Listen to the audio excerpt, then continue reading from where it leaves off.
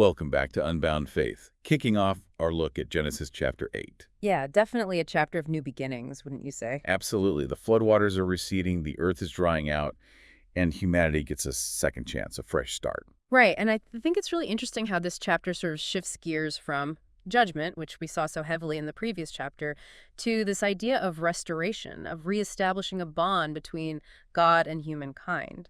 It really is like hitting the reset button. And this whole idea of a fresh start, it all begins with that powerful phrase, God remembered Noah.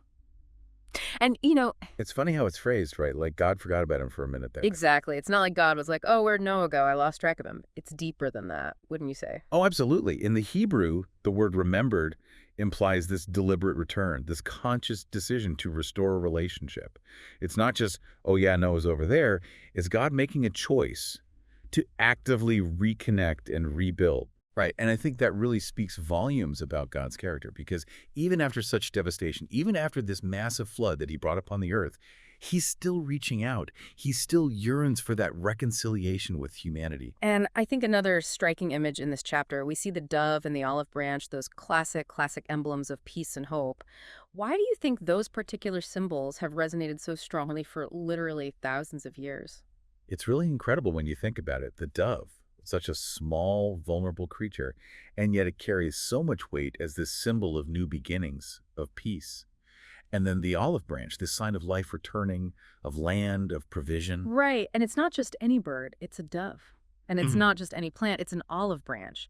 These specific symbols, they really tap into this universal human longing for hope, for tangible proof that things are getting better. Absolutely. And speaking of things getting better, the way the text describes the floodwaters receding, it's gradual. Days turn into weeks, weeks into months. It's not an overnight thing.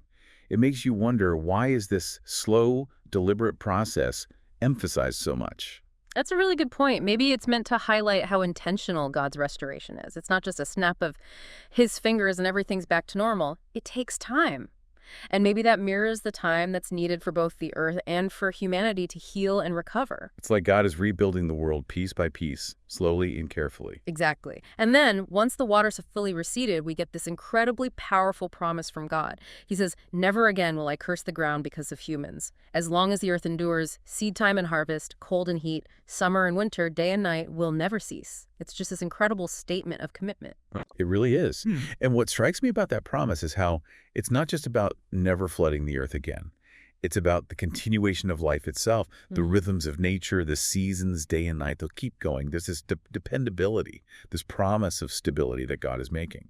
And I find it really interesting, that God, he doesn't shy away from the reality of human nature. He actually acknowledges it quite plainly, saying every inclination of the human heart is evil from childhood. But even with that knowledge, even though he knows that humanity will continue to mess up, he still chooses to make this covenant with us. He chooses to move forward. And I think that speaks volumes about his grace, his faithfulness. Yeah, it's a really powerful reminder that we're not off the hook, morally speaking. But it's also this amazing reassurance that we're not going to be wiped out for our mistakes, that there's still hope for us. Absolutely. And, it's kind of interesting. We often associate this promise with the rainbow, that beautiful symbol of hope after the storm. But what's curious is the rainbow isn't actually explicitly mentioned in chapter 8. You're right.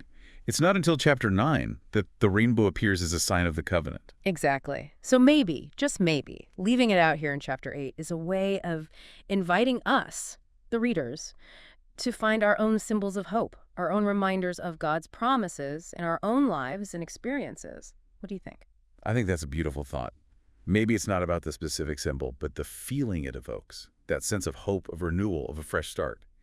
And as always, we encourage you, our listeners, to sit with these ideas, to explore them further, to see what resonates with you, to discover your own personal symbols of faith and hope. Amen to that. And on that note, from Unbound Faith, may you find peace in the promise of new beginnings and strength in the face of life's inevitable storms.